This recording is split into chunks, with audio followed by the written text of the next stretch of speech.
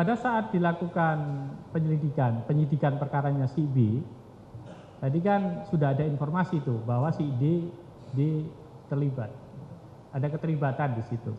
Sehingga kemudian kepada si D tadi itu dipanggil ke kantor kepolisian. Pada saat akan dilakukan pemeriksaan, si D tadi itu punya sopir ternyata, karena memang orang kaya, punya anak buah atau sopir. Nah, kemudian pada saat mau masuk ke ruang penyidikan, si D tadi itu menitipkan barang-barang miliknya kepada si D, kan memang si D ini percaya kepada si sopir tadi sebutlah si E di sini, ya. E itu sopir, muncullah di situ. Nah, pada saat kemudian dilakukan pemeriksaan oleh penyidik, si D tadi ditanya, apakah kamu memiliki handphone? Ya ada, yang saya bawa yang ini, gitu. Handphonenya yang satu, yang lain masuk ditanya, orang kaya kok handphone merek X gitu. Ada sih yang lain tapi dibawa oleh supir saya gitu. Supir bapak di mana? Ada di luar gitu. Nah, pada saat itulah kemudian karena memang barang buktinya si A itu ada di si E, maka kemudian penyidik itu mencari keberadaan si E yang pada saat itu memang sedang nongkrong di warung seberang polsek lah barangkali begitu. Diajaklah masuk untuk kemudian dicari apakah benar ada barangnya si A. Nah, kemudian sempat bertemu si A dan si siapa tadi? E dan si D tadi. Disitulah kemudian penyidik dalam konteks ini kemudian menanyakan, apakah kamu membawa barang HP-nya si siapa itu? Si D. Ya. Enggak. Coba kalau memang bawa diserahkan aja dengan baik-baik begitu. Tapi yang itu menolak, akhirnya menolak memang. Karena menolak, maka kemudian si penyidik kemudian melakukan penggeledahan kepada si E tadi. Nah, pada saat penggeledahan itulah kemudian diketemukan barang bukti handphone. Nah, kemudian diperiksa, ini handphone siapa? Handphone diakui milik handphonenya D. Kantornya si E, kantornya si D tadi, bukan handphonenya si D. Tapi ternyata setelah diperiksa memang itu mengarah pada pembuktian bahwa itu handphonenya si D. Sehingga kemudian dilakukan pemeriksaan yang kira-kira barang bukti mana yang itu ada kaitannya dengan si D, gitu kan. Nah, kemudian tindakan-tindakan penyidik tadi yang kemudian pada saat itu, tapi pada saat pemeriksaan itu si penyidik itu sudah mengamati lewat CCTV ruang kantor polisi itu bahwa memang ada fakta si D tadi memang sempat menitipkan barang-barang kepada si E gitu. Sehingga memang diketahui dari situ, maka kemudian dicari. Nah, itu karena memang ada fakta itu kemudian diminta.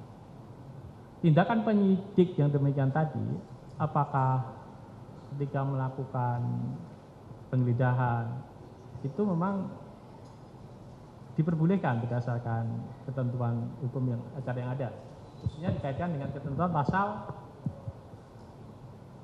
1 angka 8 itu dikaitkan dengan penyidik adalah penggeledahan badan adalah untuk tersangka misalkan seperti itu. Dan kemudian di pasal 131 itu dikatakan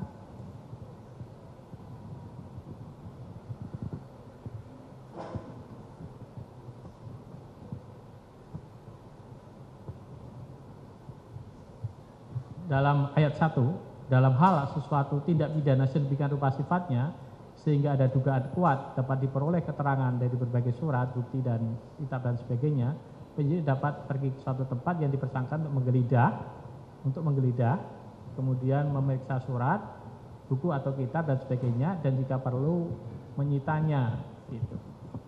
Jadi memang itu ada kewenangan untuk, nah, ketika ada penolakan tadi dan sebagainya, itu apakah memang memiliki kewenangan penyidik untuk itu? Ya, pertama kan kita tidak bisa memahami satu pasal itu secara tekstual aja, tapi harus dilihat secara keseluruhan. Memang ada pembatasan di dalam pasal 1 hanya terhadap tersangka, tetapi kan dalam pasal 131 itu diperluas.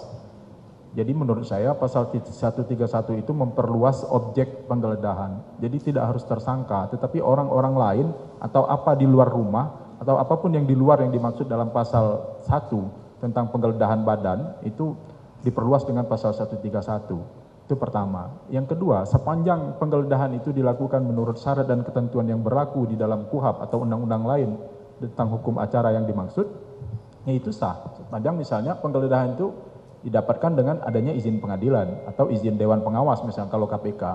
Dan sepanjang itu sudah didapatkan, maka penggeledahan itu tetap sah. Karena memang diberikan kewenangan untuk memperluas sebagaimana diperluas dalam pasal 131. Sama juga dengan penangkapan tadi Pak ya. Penangkapan kan pada dasarnya terhadap tersangka, tetapi kemudian sepanjang itu diperluas di dalam pasal yang lain, yaitu sekira sah. Termasuk juga penggeledahan ini kan juga bisa dilakukan dalam undang-undang lain misalnya, walaupun bukan ada kemungkinan tindak pidana. Misalnya ketika kita memasuki bandara kan kita digeledah badan kita. Nah kalau bicara hak azazi, ya itu hak azazi juga sebetulnya kan. Tetapi ketika itu diberikan kewenangan oleh undang-undang, maka di situ menjadi dasar legitimasi ada kepada aparat yang berwenang untuk dapat melakukan itu. Nah sepanjang itu bisa dilakukan menurut cara yang diatur dalam ada dasar hukumnya. Pertama ada pasal 131, kedua ada penetapan pengadilan, izin dari ketua pengadilan. Maka apa yang dilakukan oleh penyidik saya kira ya sah. Ya, Pak Prof, Pak Dokter, ya, bagaimana berkenaan dengan pendapat? Jadi begini loh, orang menggeledah orang, baik tersangka maupun orang lain itu tujuannya untuk mencari apakah barang yang disita, yang akan ditemukan itu satu, corpora delik, hasil kejahatan. Yang kedua, instrumenta delik, alat kejahatan. Atau barang yang dipakai untuk persiapan tindak pidana. Atau barang yang menghalang-halangi penyidikan itu pasal 39 KUHP jelas. Kalau barang itu sudah ada pada tersangka, maka pasal 1 angka 18 itu. 1 angka 18 ya lihat, penggeledahan badan itu penggeledahan pada tersangka. Kalau barangnya ada tersangka, kalau orang mau menangkap itu kalau ditemukan tersangka, orang bawa narkoba, dikejar, tangkap, digeledah, itu penggeledahan badan pada orang tersangka. Tapi kalau dilemparkan ke orang, polisi tahu, dilemparkan, oh ini kena 118, penggeledahan itu hanya pada badan tersangka, itu bukan tersangka. Masa berhenti? Kan ya tidak. Untuk mencari relevansi apakah ini corpora delik, apakah instrumenta delik, dan jelas-jelas barang diketahui ada pada orang lain, ya boleh diperiksa. Boleh digeledah, itu polisi dalam konsep hukum itu ada voluntary dan ada involuntary. Kalau dia voluntary, sukarela monggo Pak saya kasihkan, ya dikasihkan. Nggak perlu digeledah, tapi kalau involuntary tidak sukarela mau menyerahkan, dan penyidik tahu barang ada di orang lain bukan di tersangka, ya boleh digeledah. Cuma KUHP membatasi penggeledahan badan, pengertiannya adalah menggeledah badan tersangka. Tapi tidak menutup kemungkinan menggeledah badan orang lain yang membawa hasil kejahatan atau alat kejahatan itu. Dan itu diperluas di 131 KUHP itu. Sehingga itu saling berhubungan. Oleh sebab itu apalagi penggeledahan badan atau orang atau rumah itu atau penggeledahan itu sudah disahkan oleh pengadilan dan dinyatakan tidak sah, tidak bertentangan dengan prosedur hukum, ya sudah sah. Ya. Dalam kasus-kasus yang kita perakan ini sebenarnya kan penggeledahannya sudah dinyatakan sah. Tidak sah berputar-putar lah, substansinya penggeledahan PN Jakarta Selatan sudah mengatakan sah, penggeledahan itu ya sudah selesai. Ya. Izin, kemudian dalam konteks kemudian rasio legis atau rasio tindakan dari penyidik tadi, kan kemudian memang setiap tindakan penggeledahan itu dibikin berita acara, gitu ya. Nah, kemudian memang di situ penyidik penyidik kemudian membuat berita acara sebagai bentuk akuntabilitas terkait dengan pencarian barang bukti melalui penggeledahan pada si E tadi gitu ya Pak. Nah, pada saat membuat berita acara itu kan kalau mempedomani letter lah pasal 1 angka 8 itu penggeledahan badan hanya untuk tersangka. Nah, sementara yang digeledah tadi kan memang posisinya sopir yang belum menjadi tersangka ya. Nah, kemudian kalau mau dibikin berita acara penggeledahan rumah atau tempat, yang digeledah memang orang atau badan. Sehingga ada dilematika dalam konteks pelaksanaan penggeledahan tadi. Apa yang mau dibikin, bunyi berita acaranya itu seperti apa? Karena memang kalau mengacu pada faktanya, yang digeledah itu orang. Tapi beritanya orang itu hanya untuk tersangka.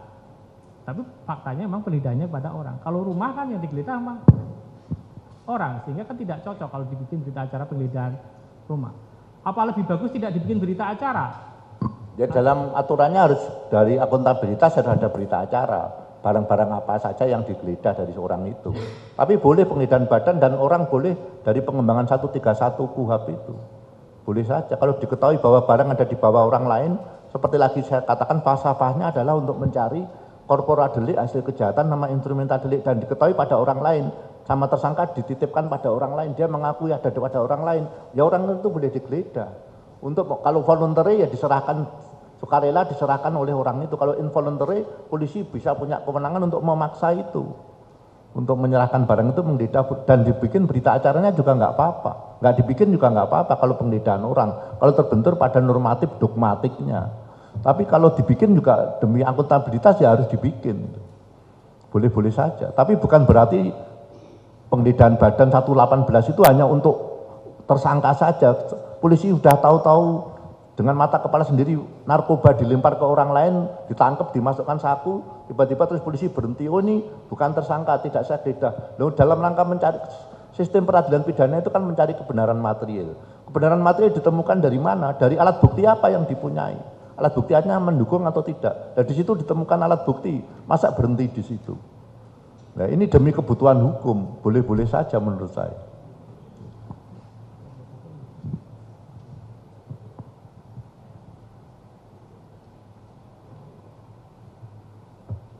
Ya.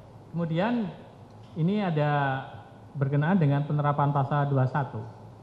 Pasal 21 Undang-Undang Tindak Pidana Korupsi. Di situ ada ketentuan tentang menghalangi penyidikan yang menyebabkan terhalangi dan menyebabkan gagal. Ada dua frase, terhalangi dan menjadi gagal. Kemudian mencegah juga tuh Mas. Iya, mencegah, kemudian menghalangi dan menggagalkan. Iya. Itu termuat di dalam pasal 21. Menurut ahli bagaimana penerapan pasal 21 tadi? Apakah ada batasan atau kualifikasi lah barangkali itu, kualifikasi pelaku tindak pidana yang kemudian tidak bisa terjangkau dengan penerapan pasal 21 ini? Menurut ahli bagaimana? Tidak terjangkau maksudnya? Ya misalkan di sini ada yang mengatakan pelaku tindak pidana korupsi, ya pelaku tindak pidana korupsi di dalam pasal-pasal di 7 tindak pidana terkait dengan korupsi itu kan di 7 jenisnya. Itu tidak bisa terjangkau dengan adanya pasal 21 ini. Di pasal 21 itu kan tindak pidana korupsi itu kan garis besarnya ada 4 loh Mas. 1 yang mensyaratkan adanya kerugian keuangan negara, pasal 2 dan pasal 3. Yang tidak mensyaratkan adanya kerugian keuangan negara, gratifikasi, suap, janji, dan pemberian hadiah janji. Yang ketiga tentang penghalangan penyidikan. Yang keempat tentang volume money itu. Kalau tersangka meninggal dunia, kerugian keuangan negara sudah ditemui, maka diserahkan pada jaksa pengacara negara. Kalau terdakwa meninggal dunia, perbuatan kerugian keuangan negara sudah diketahui, ada perbuatan melawan hukumnya, diserahkan pada pengacara negara untuk digugat. Nah ini satu rezim undang-undang. Karena satu rezim undang-undang ya maka orang yang menghalangi penyidikan itu bisa dipidana di luar perkara pokok korupsi yang dia lakukan. Misalnya saya nyimpen uang, nyimpen bukti-bukti bahwa saya korupsi sebagai kuasa pengguna anggaran karena saya sering dipakai Mabes, Polda juga korupsi kejaksaan negeri, kejaksaan tinggi, maka saya tahu ada kuasa pengguna anggaran, ada pejabat pelaksana teknis, ada pejabat penerima hasil pekerjaan. Kalau dia tahu bahwa ini akan jadi bukti saya hancurkan, dia melakukan korupsi sekaligus penghalangan penyidikan. Jadi dua material pattern yang berbeda karena diatur dalam dua delik yang berbeda.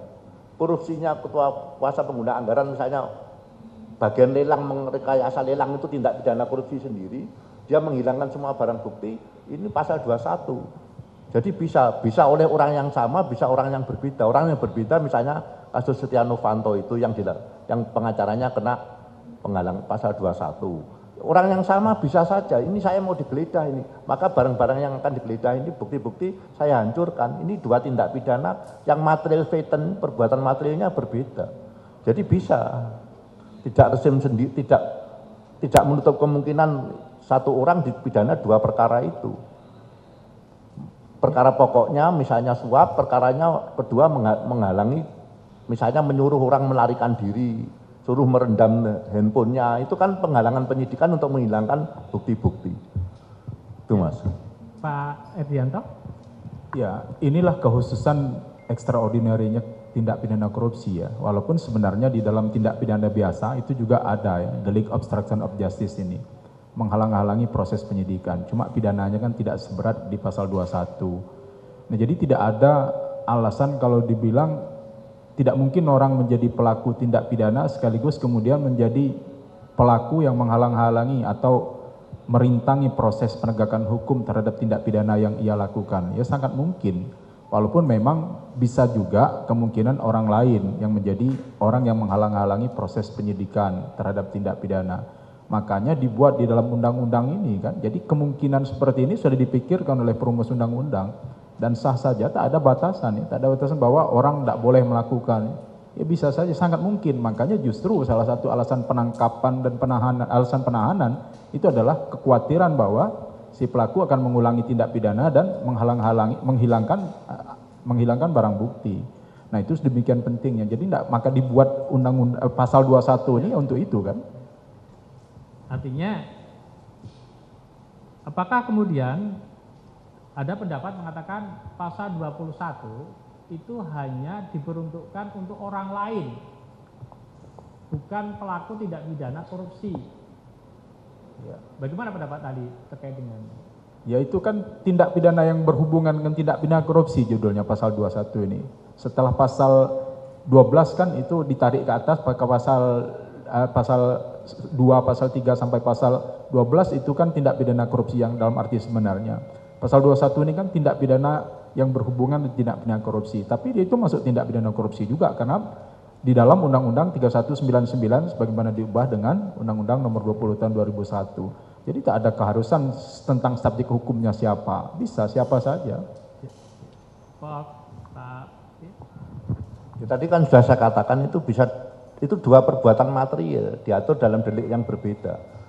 Orang yang terima kerugian keuangan negara pasal 2, bukti-bukti ketika mau ditangkap dia tahu dikabari temannya ini lagi berangkat ke sana mau nangkep kamu, buktinya dibakar semua. Orang yang mengedarkan narkoba misalnya, ini kaitan tindak pidana umum, ketika ditangkap dia mengedarkan narkoba, pembeli-pembeli sudah nunjuk dia lalu narkoba sisanya dibakar, itu ya bisa kena obstruction of justice. Makanya kalau dalam tindak pidana misalnya orang dia menyuap seseorang, habis itu yang terima suap sudah ketangkep, atau dia menghubungi orang lain yang ikut nyuap, kamu lari saja, atau kamu jangan bukti-buktimu kamu bakar semua. Dia ikut menyuap satu perbuatan material sendiri, dia menyuruh orang lain lari atau menghancurkan barang bukti, itu pasal 21. Atau perbuatan pidananya terpenuhi semua. Nah, kemudian ada juga pendapat yang mengatakan ya tidak bisa hanya seperti pasal itu kemudian bisa diterapkan, harus melihat lebih jauh lagi adanya Wessensau dan Tatbestand Machtigheit itu. Sehingga kemudian pasal 21 itu kalau melihat Wessensau dan Tatbestand Machtigheit itu harus untuk orang lain, bukan pelaku tindak pidana. Karena kalau diterapkan untuk pelaku tindak pidana korupsi, itu nanti akan lebih, perbuatannya akan sama. Bagaimana pendapat Anda? Tatbestand itu perbuatan memenuhi semua unsur delik. Ya, perbuatan dinyatakan memenuhi pidana, misalnya barang siapa mengambil barang milik orang lain dengan maksud memiliki secara melawan hukum itu mencuri. Korupsi itu barang siapa merugikan keuangan negara. Pasal 2 ayat 1 misalnya, setiap orang yang memperkaya diri sendiri, orang lain atau korporasi secara melawan hukum yang merugikan keuangan negara. Itu bahasa Belandanya tabeskedsistem itu. Perbuatan yang memenuhi unsur delik. Tapi kalau orang pencuri biasa datang ke kantor BRI atau BNI, itu badan usaha milik negara, lalu mencuri motornya, itu memenuhi unsur delik. Tapi bukan begitu maksud pembentuk undang-undang itu Wetensko itu. Sehingga yang dimaksud pembentuk undang-undang korupsi itu orang yang punya ranah tanggung jawab pada barang kewenangan atas barang yang dikorupsi itu. Penyalahgunaan wewenang, melawan hukum, pemalsuan untuk pengguna anggaran, memalsu data-data untuk atau kuasa pengguna anggaran untuk menguntungkan diri sendiri. Bukan saya mencuri di kan Departemen Keuangan bawa mobil yang merugikan keuangan negara, itu mobilnya Departemen Keuangan Negara, tapi bukan tipikor, itu 362 itu yang tabeskedsistem itu. Tapi kalau saya Menteri Keuangan yang menggunakan uang negara, itu Wetensko-nya pembentuk undang-undang mengarahkan ke situ. Nah, dalam kaitan ini pembentuk undang-undang sudah mengatur 2 tindak pidana yang berbeda. Satu suap, ketika dia menghilangkan semua bukti suap, pasal 21. Sudah, ini sesuai dengan Wetensko itu gitu. Ya. Kemudian pada Pak Edianto, tadi argumentasinya bahwa secara naluriah ya, pelaku tindak pidana itu pasti akan membela diri, melakukan upaya melindungi dirinya agar tidak terkena pasal. Sehingga pasal 21 tadi dihubungkan dengan hak membela diri tadi, dan juga hak ingkar maupun hak self incrimination, tidak boleh menyalahkan dirinya sendiri, ada itu. Sehingga kemudian argumentasinya pasal 21 itu tidak bisa dikenakan kepada pelaku. Bagaimana ahli memandang berkenaan dengan upaya membela diri, sehingga kemudian apakah itu dalam jangkauan ada batasannya membela diri itu, sehingga kemudian bisa tetap terkena pasal 21? Pertama, membela diri ya. Membela diri yang bisa menjadi alasan pembenar itu adalah ketika kita mendapat serangan yang melawan hukum. Dan pembelaan diri kita itu setimpal dengan serangan seketika yang dilakukan, yang bersifat seketika dan seimbang dengan serangan yang melawan hukum. Syaratnya pertama itu adalah serangan melawan hukum. Kalau proses penindakan oleh penegak hukum, mau ditangkap dia, bahkan misalnya ditembak sekalipun, itu tidak tergolong, kalau ditembak menurut ketentuan dan syarat yang berlaku ya, itu bukan pembelaan diri dalam hal seperti itu. Tidak dibenarkan membela diri yang seperti itu. Membela diri yang dimaksud menjadi alasan pemaaf dalam hal seperti itu. Itu pertama. Yang kedua, hak ingkar. Hak ingkar itu kan hanya dalam pembicaraan. Dia boleh ingkar atas kesaksian itu. Dia boleh membela dirinya sendiri, self incrimination tadi. Tapi membela dirinya itu bukan berarti kemudian melakukan tindakan. Jadi kalau dia melakukan tindakan yang melawan hukum dan memenuhi rumusan tindak pidana, ya dia jadi tindak pidana baru. Maka dalam hal ini terjadi konkursus. Maka ketika orang melakukan suatu tindak pidana pembunuhan, lalu kemudian, dan kasusnya kan sudah banyak. Kasus besar, ya sebut saja kasus yang besar kemarin, dia melakukan pembunuhan, kemudian terjadi kemudian rekayasa kasus untuk membela diri, menghilangkan CCTV, merusak CCTV, yaitu kan terkena konkursus jadinya. Jadi ada 2 tindak pidana yang dia lakukan. Jadi bukan membela diri seperti itu. Membela diri yang dibolehkan, yang dibenarkan oleh undang-undang itu adalah sebatas hak ingkar untuk tidak mengakui perbuatannya. Karena beban pembuktian ada pada penyidik dan penuntut umum, bukan pada si terdakwa. Ya, silakan. Membela diri sama merusak barang bukti itu 2 perbuatan yang berbeda, Mas. Membela diri non-self incrimination itu satu asas dalam sistem peradilan pidana yang terdakwa tidak boleh memberat untuk memberatkan dirinya sendiri. Misalnya dia mengingkari, misalnya saya tidak pernah melakukan itu Pak, ya JPU yang membuktikan. dia boleh ingkar. Makanya di dalam penyidikan itu keterangan terdakwa tidak masuk alat bukti, cukup keterangan tersangka tidak cukup alat bukti. Bukan alat bukti, cukup alat bukti keterangan saksi, surat, petunjuk, ahli cukup sudah. Tersangka mau ngomong aja, makanya in absentia pun tersangka enggak ada enggak apa-apa. Tapi membela diri itu boleh mengingkari perbuatan itu. Tapi kalau bukti lain mengarah ke situ ya boleh. Non-self incrimination itu tidak boleh, misalnya kamu harus mengakui, kalau tidak tak tembak, lah itu yang tidak boleh. Kamu mencuri 3 kali, 5 kali, 3 kali. 5 kali, 3 kali, itu tak strum loh kamu. 5 kali itu non-self incrimination, tidak boleh memberkan diri sendiri. Tapi hak ingkar, tidak memberkan diri sendiri itu beda dengan merusak barang bukti. Merintangi penyidikan, misalnya jelas tahu bukti-bukti banyak yang ada korporat delik, instrumental delik, ada dalam penguasaan dia dihancurkan, itu bukan membela diri, itu obstruction of justice. Demikian Mas. Ya. Berkenaan dengan pasal 21 itu, ada pendapat yang mengatakan sengaja mencegah. Kemudian di sini kan ada unsur deliknya, setiap orang dengan sengaja mencegah, merintangi dan menggagalkan secara langsung atau tidak langsung penyidikan, penuntutan dan pemeriksaan di sidang pengadilan terhadap tersangka atau terdakwa atau para saksi dalam perkara korupsi. Sehingga ada yang mengatakan ini adalah delik material. Harus ada akibat dulu bahwa suatu penyidikan, suatu penuntutan, suatu sidang pengadilan itu tercegah dulu atau kemudian terintangi dulu atau kemudian gagal, sehingga kepada pelakunya baru bisa dikenakan delik ini. Bagaimana menurut? Itu delik formil, perbuatannya yang dilarang, tidak melihat akibatnya, mencegah penyidikan, dia mencegah saja otomatis penyidikan akan misalnya hari ini mau disidik, kemudian barang-barang bukti dibakar sama dia. Sudah terjadi perbuatan mencegahnya, menghalangi penyidikan, otomatis terjadi. Perbuatan formil saja yang itu delik formil, bukan material. Perbuatannya yang dilarang, bukan akibatnya. Tidak sampai seperti penghasutan itu loh. Mari kita bakar pertokoan apa gitu. Orang mengikuti atau tidak nggak penting, yang penting dia sudah menyuruh orang menghasut. Ini mencegah itu seperti tindak pidana penghasutan.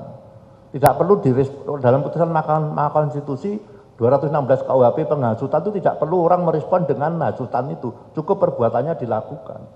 Ya ini mencegah perbuatan apa, misalnya 5 penyidik sepakat, terus kita mau menangkap si A untuk penyidikan, 1 penyidik ternyata sudah dapat suap misalnya dari calon tersangka, lalu 4 ban digembosi semua, itu sudah mencegah penyidikan. Tidak perlu, itu otomatis dengan rasional, berpikir rasional aja, rasional logis sudah tahu bahwa ini perbuatan yang akan mencegah, menghalangi penyidikan. Jadi tidak sampai menunggu materialnya, oh benar-benar tidak terjadi penyidikan, ya otomatis dengan dicegahnya ada perbuatan yang mencegah atau menghalangi, otomatis tidak terlaksana kan. Seperti kita mau sidang, tahu-tahu ada orang di depan memblokir, jelas otomatis kan tidak terlaksana. Cukup perbuatannya itu saja, bahwa itu kemudian ternyata dilakukan di persidangan tempat lain, tetap jalan, tapi kan tidak menghapuskan perbuatannya menghalangi di depan pintu itu. Ya. Ya. Pasal 21 itu adanya di bab tentang tindak pidana lain yang berkaitan dengan tindak pidana korupsi. Artinya memang yang kemudian tidak dicegah, tidak dirintangi, dan tidak digagalkan itu adalah penyidikan, penuntutan, dan sidang tindak pidana korupsi. Dalam suatu perkara, penyidik itu melakukan penyidikan tindak pidana korupsi. Tentunya dalam aktivitas penyidikan itu, maka penyidik kemudian menemukan fakta-fakta bahwa ada upaya atau perbuatan mencegah, merintangi, dan upaya menggagalkan penyidikan perkara tindak pidana korupsi tertentu itu. Tentunya kan penyidikannya itu satu rangkaian tindakan penyidik gitu ya. Karena ranahnya penyidik melakukan penyidikan tindak pidana korupsi kemudian menjadi terhalangi. Atas adanya penyidik mengetahui, menemukan tadi pasal 106 KUHP tadi, bahwa penyidik kemudian mengetahui tentang adanya peristiwa pidana yang diduga dilakukan, maka kemudian melakukan penyidikan. Nah, kemudian penyidik pada saat melakukan penyidikan tadi membuat laporan tentang adanya itu upaya menghalangi tadi. Berdasarkan bukti-bukti yang ditemukan pada saat penyidikan perkara itu, apakah kemudian penyidik bisa kemudian melakukan penyidikan dan menangkap tersangka kepada si ya bisa, kalau sudah ada 2 alat buktinya, ada bentuk perbuatan merintanginya bisa dibuktikan ada, kan tinggal dilakukan pemeriksaan. Kalau sebelumnya perkara lain bisa saja, yang penting sebelumnya sudah diperiksa, ternyata pada saat pemeriksaan itu, setelah itu dia melakukan perbuatan menghalangi penyidikan, ya disilahkan saja diperiksa untuk penghalangan penyidikan, pasal 21-nya. Saya? Ya.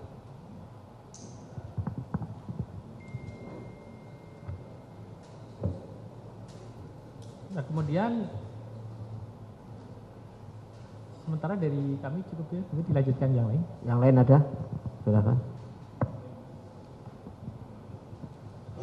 Izin yang mulia.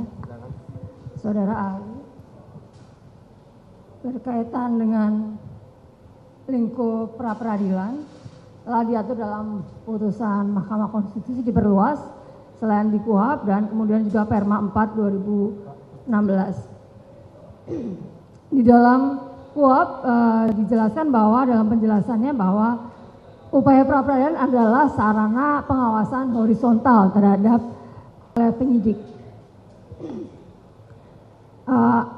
Bagaimana pandangan ahli berkaitan dengan penyitaan dan penggeledahan, di mana dalam penggeledahan diatur juga dalam KUHP bahwa ada penggeledahan yang dilakukan secara mendesak. Dalam keadaan mendesak itu penyidik penetapan dari pengadilan tersebut. Nah, berkaitan dengan tujuan dari adalah upaya horizontal terhadap pengawasan terhadap upaya horizontal terhadap upaya paksa pengawasan horizontal terhadap upaya paksa yang dilakukan oleh penyidik. Apakah hakim pra-peradilan memiliki kewenangan untuk membatalkan atau menyatakan tidak sah penetapan persetujuan yang sudah diterbitkan atau dikeluarkan oleh ketua pengadilan untuk penggeledahan? Mohon pandangan ahli. Proses pra-peradilan ini adalah menguji bagaimana kewenangan yang dilakukan oleh aparat penegak hukum, penyidik dan penuntut umum.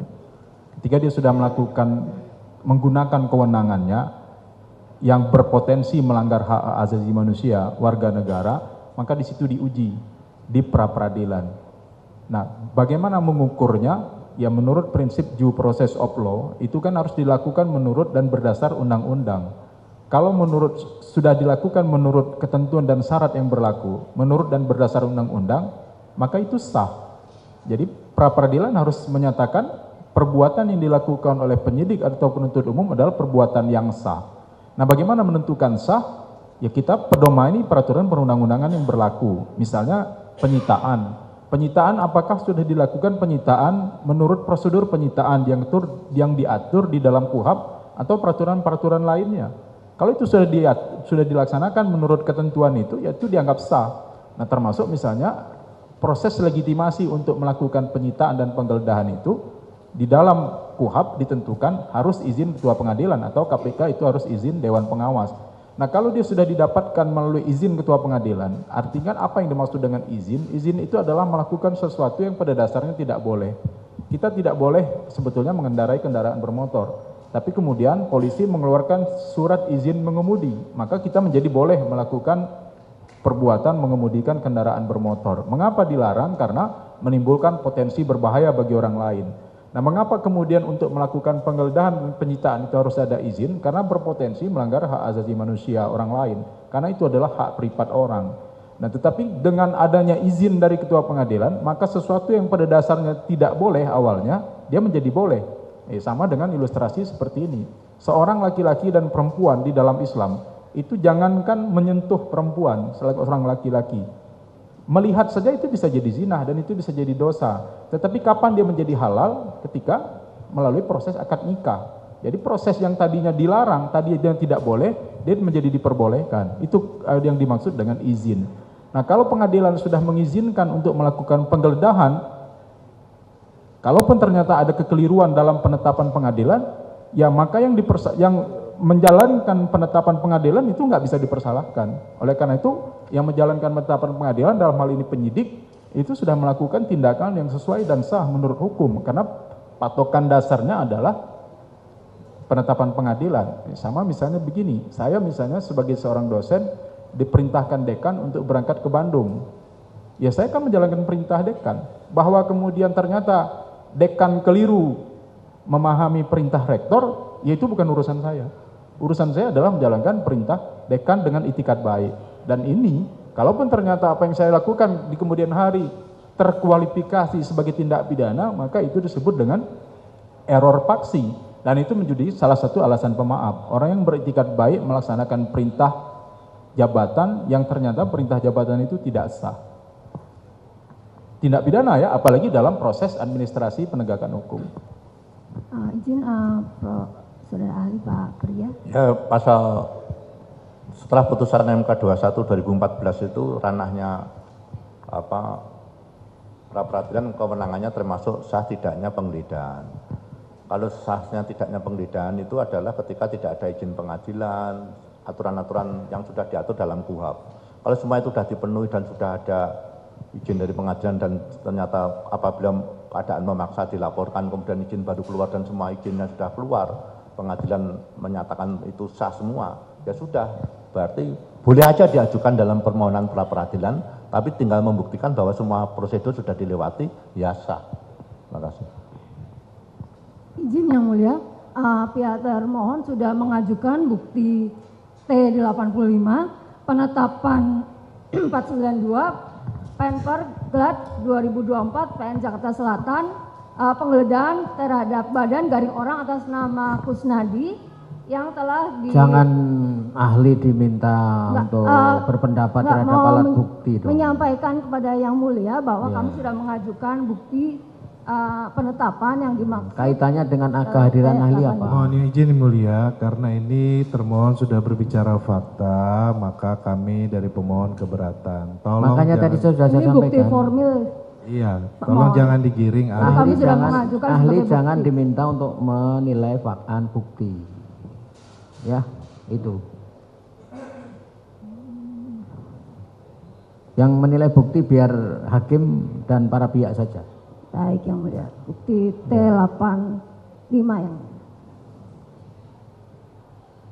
dilanjutkan ahli terkait dengan putusan Mahkamah Konstitusi nomor 21 di dalam konsiderannya diantaranya berbunyi bahwa berbeda dengan Undang-Undang 30 tahun 2002 tentang Komisi Pemberantasan Korupsi, ini di pertimbangan halaman 96-99. Berbeda dengan Undang-Undang nomor 30 tahun 2002 tentang Komisi Pemberantasan Tindak Pidana Korupsi yang mengatur secara jelas batasan jumlah alat bukti, yaitu minimal 2 alat bukti seperti ditentukan dalam pasal 44 ayat 2 yang menyatakan bukti permulaan yang cukup dianggap telah ada apabila telah ditemukan sekurang-kurangnya 2 alat bukti dan seterusnya. Nah, bagaimana pandangan ahli? Apakah putusan Mahkamah Konstitusi 21 tahun 2014 ini telah sejalan dengan pasal 44 Undang-Undang KPK dan KUHP? Ya sudah. Mengenai bukti permulaan. Ya. Jadi pasal 44 itu sejalan dengan putusan Mahkamah Konstitusi dan KUHP. Pasal 1 angka 14. Ya, sudah. Dari Undang-Undang KPK justru yang menginspirasi kemudian untuk secara umum penyidikan harus didukung dalam minimal 2 alat bukti. Karena di dalam KUHP kan itu disebut sekedar alat bukti yang cukup. Nah, alat bukti yang cukup itu ditafsir oleh mahkamah yang mengikut sebetulnya ke dalam salah satu Undang-Undang KPK. Ya, cukup sama. Baik, dilanjutkan Yang Mulia. Silakan. Satu lagi Yang Mulia, Ya, silakan. ahli, satu lagi berkaitan dengan pra peradilan ini, mohon pandangan ahli terkait bagaimana kalau objek dari pra peradilan yang dipersoalkan itu melengkapi 2 sprindik. Jadi 2 sprindik dimohonkan dalam satu gugatan atau satu permohonan. Karena tentu akan menjadi kebingungan dalam nanti putusannya nanti. Kalau seandainya dikabulkan satu, yang satunya bagaimana, atau mohonlah pandangan ahli terkait dengan ini. Oh, Prof, silakan. Makasih. Mestinya setiap satu pra peradilan adalah satu seperindik. Karena pembuktiannya, penetapan tersangkanya, bukti-bukti yang digunakan ya satu seperindik. Perbuatan materialnya apa? Ini kan Perma 4 2016 kan prosedur formil saja. Formil untuk satu seperindik. Kalau ada dua seperindik, satu pra peradilan, nanti kalau satu sah, satu tidak sah, bunyi keputusannya bagaimana? Atau seperti perkara perdata gugatan yang satu mengabulkan sebagian, lalu mengabulkan yang apa seperti itu nggak tahu. Tapi ya nggak tahu kalau pengadilan ini mau menimbulkan jurisprudensi. Ya, tapi mestinya satu pra peradilan itu satu seperindik karena menguji sah tidaknya penetapan tersangka pada seperindik ini. Sehingga semua fokus pada satu seperindik ini. Kalau dua seperindik, pembuktiannya ini yang satu seperindik ini pembuktian satu seperindik ini. Ini ahli untuk seperindik ini ahli untuk seperindik ini. Lalu format keputusannya bagaimana saya tidak tahu. Mestinya satu pra peradilan itu satu seperindik. Terima kasih. Dokter, ada tambahan? Ya, ini kan berkaitan dengan apakah pemberkasannya split atau tidak. Kalau pemberkasannya terpisah, ya idealnya beda ya. Beda, misalnya gini, termasuk juga dalam penyertaan misalnya. Walaupun peristiwanya sama, tapi kalau tersangkanya berbeda dan perkaranya split, pisah, ya artinya kan perannya harus beda juga. Ya pengalaman kita di beberapa kali menjadi ahli dalam perkara pra peradilan kan seperti itu juga. Walaupun misalnya bahkan kadang dalam satu perkara yang sama, tapi pemohon pra peradilannya beda, ya beda. Misalnya ada satu perkaranya sama, tapi pemohon yang satu istrinya, pemohon yang lain adalah tersangkanya. Itu kan diperiksa secara terpisah. Permohonan pra peradilannya beda, walaupun dalam praktek mungkin untuk mempersingkat persidangan bisa disamakan sidangnya. Tapi itu perkara yang berbeda. Harusnya permohonannya juga berbeda. Sementara cukup, yang mulia kami kembalikan ke yang mulia. Masih, silakan. Terima kasih, saudara ahli. Ini melanjutkan pertanyaan dari rekan saya terkait penggeledahan tadi. Saya contohkan ada ilustrasi kasus. Ketika ada dua orang datang ke mall misalnya, terus salah satu melihat kesempatan ada salah satu HP milik orang lain itu terbuka lah di tasnya, tuh kelihatan HP-nya. Terus si A, anggaplah si A, mengambil HP milik pengunjung lain itu. Kemudian karena dia si A ini melihat ada CCTV di sebuah mall, di mall tersebut, terus tanpa sepengetahuan temannya ini si B, dia memasukkan HP yang sudah diambilnya tadi ke dalam tas milik temannya agar tidak ketahuan. Kemudian datanglah yang si orang yang kehilangan HP ini melapor ke polisi. Terus setelah dicek di CCTV, ternyata yang mencuri si A dan yang memasukkan HP ke tas si B tanpa sepengetahuan si B itu adalah si A. Kemudian karena sudah ada CCTV-nya, polisi melakukan penggeledahan karena yang calon tersangka tadi adalah si A bukan si B, kan si B ini posisinya tidak tahu. Apakah polisi bisa memeriksa si B?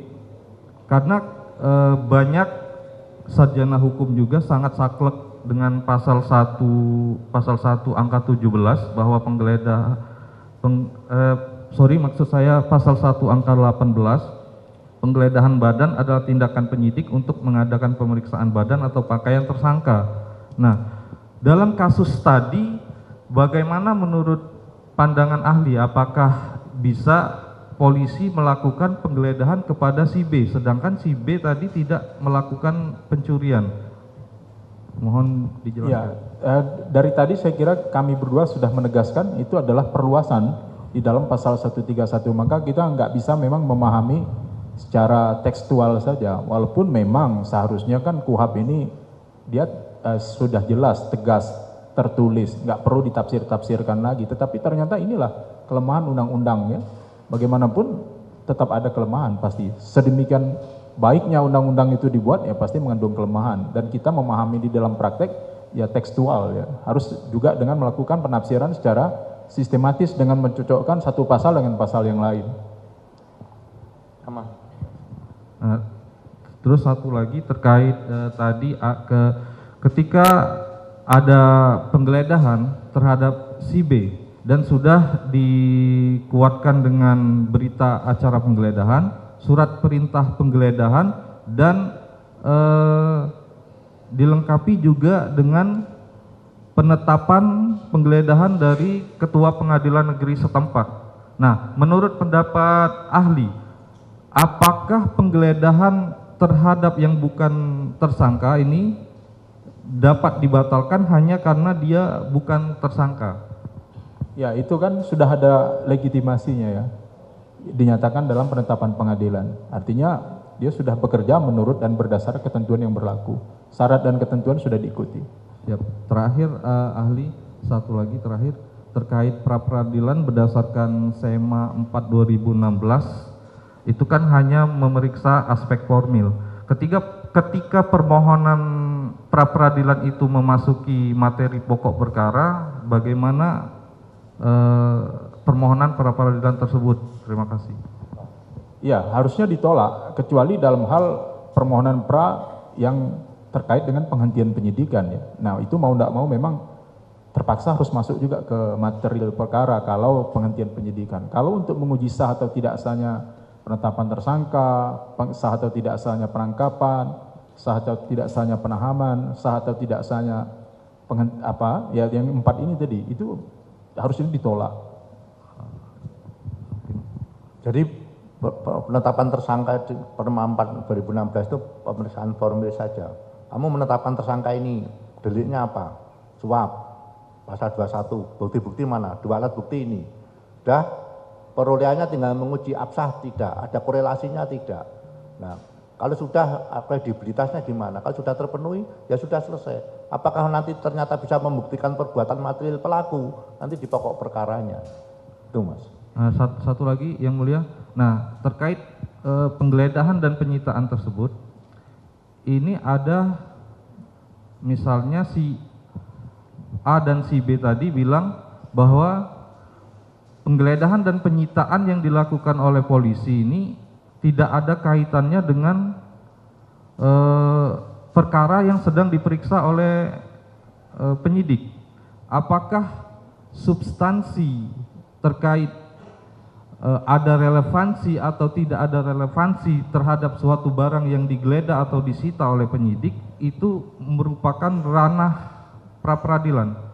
Ya, kalau penggeledahan itu kepada orang digeledah tidak menerima penggeledahan, dia pemohon. Kalau dia tidak digeledah, ya dia tidak bisa mengajukan sah tidaknya penggeledahan, wong dia tidak digeledah. Yang digeledah siapa? Ketika yang digeledah tidak mengajukan, ya dia tidak bisa pihak lain mengajukan sah tidaknya penggeledahan. Untuk sementara cukup yang mulia, terima kasih. Dari kuasa termohon semua cukup? Cukup. Baik. Saya usulkan dulu kepada kedua belah pihak. Ini kan sudah masuk jam makan siang dan untuk isoma. Apakah dilanjut sampai kedua ahli selesai atau kita break dulu? Dari Ya mulia, karena memang sudah jam istirahat ya. Kenapa? Jam istirahat. Istirahat dulu. Istirahat dulu ya. Izin lanjut yang mulia, tangguh sampai jam tadi ahli siap untuk sampai jam 1 ahli. Dari kami masih banyak pertanyaan. Persoalannya apakah nanti sampai selesai jam 1 atau tidak, saya nggak bisa menjamin ahli. Karena pertanyaan dari kami pertanyaan banyak. Nah, ahli belum dari kami, belum nanti ada tambahan.